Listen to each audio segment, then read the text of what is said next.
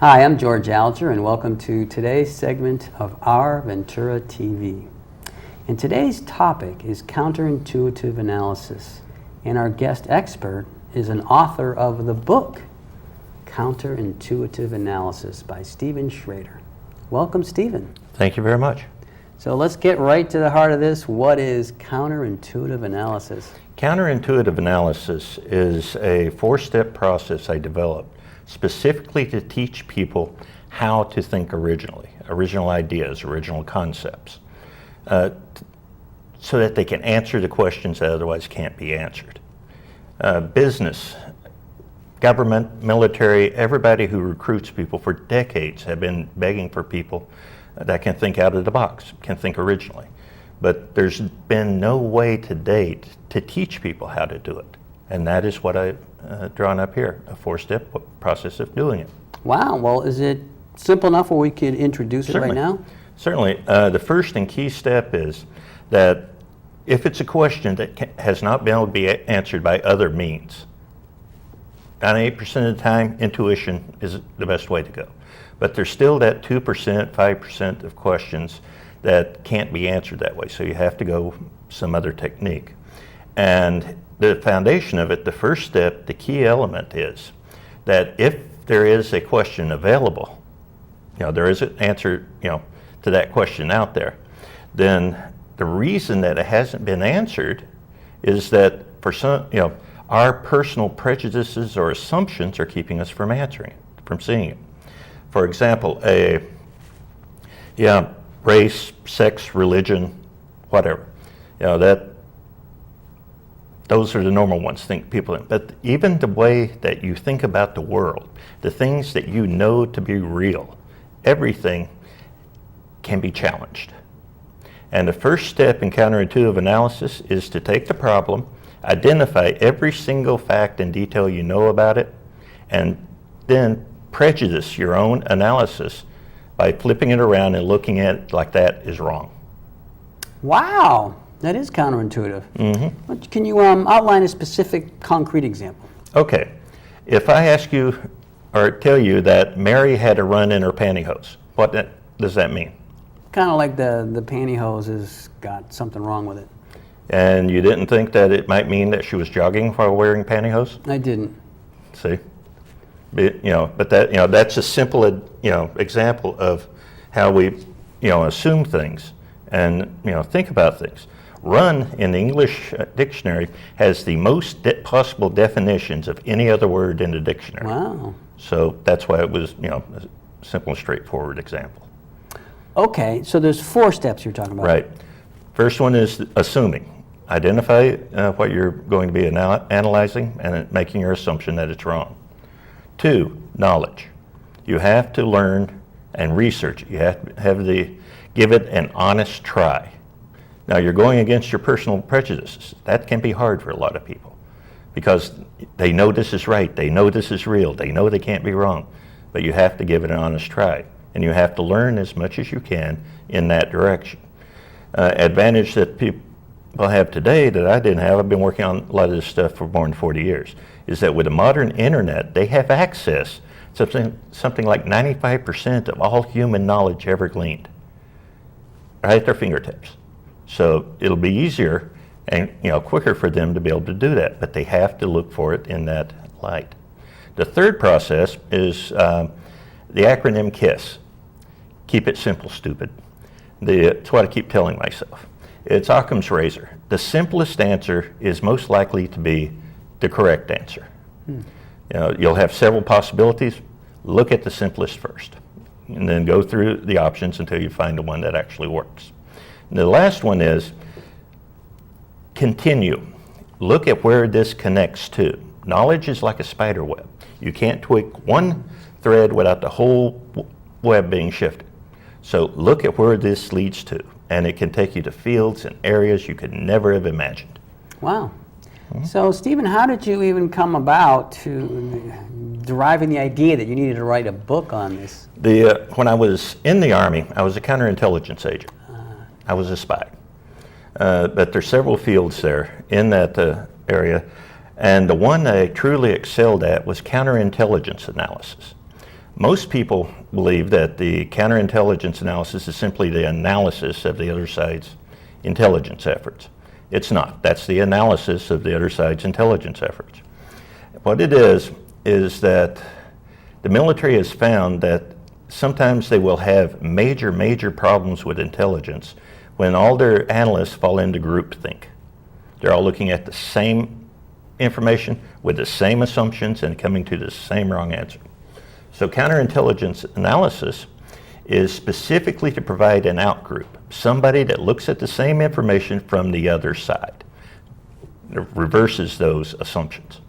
I excelled at it in the military, I really did, but unfortunately, few people ever do, and because they can't, there was no way of teaching them how to do that. I tried to teach it without, having a fully, worked out system, and when I was at the intelligence school at Fort Huachuca. So once I left the service, I started working on a way to actually teach people how to do it. I mean, that was what I consider one of my great failures in the military was I couldn't actually teach them how to do it. I could teach them what it meant, I could teach them how to fill out the paperwork, what tools they had and everything, but I couldn't teach them how to do it. So that's why I concentrate on doing this. Well, it seems somewhat unnatural, to think against. Yeah. It is unnatural. Your prejudices, the way you look at the world and everything, is how you define your comfort zone.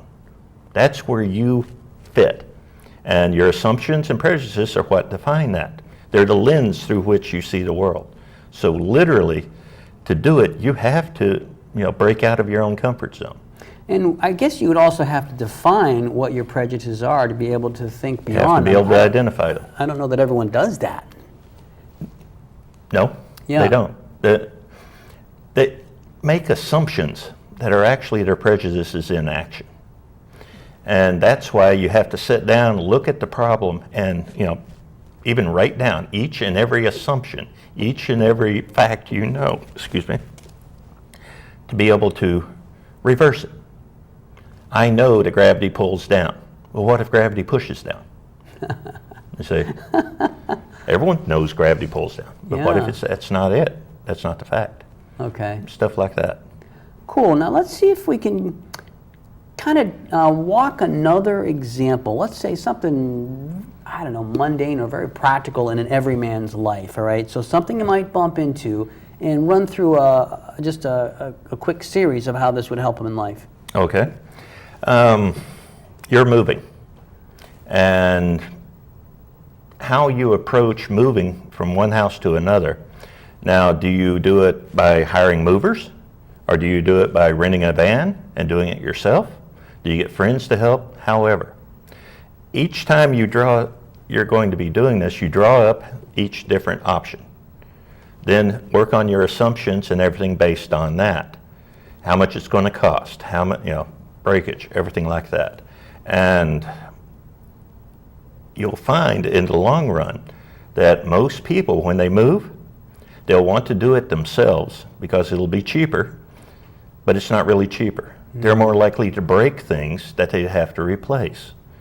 So the answer in that one would be to hire a moving company. They're the professionals at moving, but that's not something readily obvious. And so many people would automatically assume that it's cheaper to do it themselves. Got it. Mm-hmm. Okay, cool. And what year did you write this book? I wrote this book in 2014. Okay, and has it, have you gotten feedback from some readers? Not much. I wish I could really get a lot more feedback on it. Okay. Because I'm working on going to the next step with this. Basically, I set up more than 24 different solutions to questions, problems, conundrums in this. And I'm continuing that work in answering other questions, not so much to teach how to do it, but to show what those answers are to those questions. Okay. I want to come back to the fascinating example you gave just a couple moments ago about gravity pushing or pulling. Right. So I love that because it's counterintuitive. Right. Now, I'm not sure if I'm looking at this through my own prejudices. Yeah. That's what I want. So that's what I'm trying to clarify. Right. Because in my understanding, there's a physics, so there's an actual natural law in that case that says gravity pulls. So I can see the advantage of thinking the opposite of that, but speak to me about that. Okay, one of the things I've been looking at, and one of the things that would go into a new book, is that I've solved a problem that Stephen Hawking and physicists and quantum physicists have been having with the universal field theory. The problem they have is they assume that gravity is actually a separate and identifiable source in the universe. It's not. They've been trying to figure out how mass generates gravity. Okay, but gravity isn't a force unto itself. It is the effect that the mass has on the universe. And in this, it's gravity pushes inward. Dr. Planck's original theory of quantum physics was that all matter in the universe and all energy run along quantum lines of force. A quantum particle, if you imagine an atom as being in the solar system, a quantum particle would be a small asteroid drifting through it. That's how tiny these things are. And everything rides and moves along these. So if you imagine the universe as like a giant bale of cotton, you take and drop a bowling ball into the middle of it. Those threads concentrate tighter around that bowling ball in an effort to hold it in its place in the universe. The more the mass, the more threads compact. More threads, and since everything in it, including us, are tied along with these lines of force that are concentrating on it, we're pushed towards the center of the mass. Once the mass reaches a certain point, though, threads can't hold it and it falls through, and that's when you get the black hole. Wow, this is very fascinating. We're actually almost out of time, but I want to see if I can sneak in this response. So in this case, I can totally see the counterintuitive aspect of questioning whether gravity is pulling or pushing. But now this opens up a larger question of, well, how is the universe constituted? So did you already have in your mind that you could question basic physics, or did that come after the fact that you had this counterintuitive thought? I was looking into other items. Some of them are included there. And then the question came up when I was doing the connecting thing. See where it leads, see where it goes. And that's what took me there. I love it. See, that to me is a very good example of counterintuitive thinking, because I can't think that way. And yet by opening it up, it's... The first time you do it, it's harder than all get out. And it's not easy. Like I said, some of these items in the book took me more than 40 years. I actually had to wait until science and technology got to the point to match the theory. Wow. But the thing is, once you do it, like I said, it's hard the first time, not as hard the second, even easier the third. Until it keeps getting easier until you literally reach the point where you are thinking that way automatically. Wow. Well, we are just about out of time. Is Okay. there a summating message you'd like to quickly convey to the viewers? My personal life goal is that I want to kickstart the human race into a new Renaissance age. And that's the boot I'm going to use to do it. Wow, what a beautiful goal. Thank you. All right, great to have you, Stephen. Thank you very much, sir. Glad to be here. This is George Alger signing off on this segment of Our Ventura TV. Until we meet again.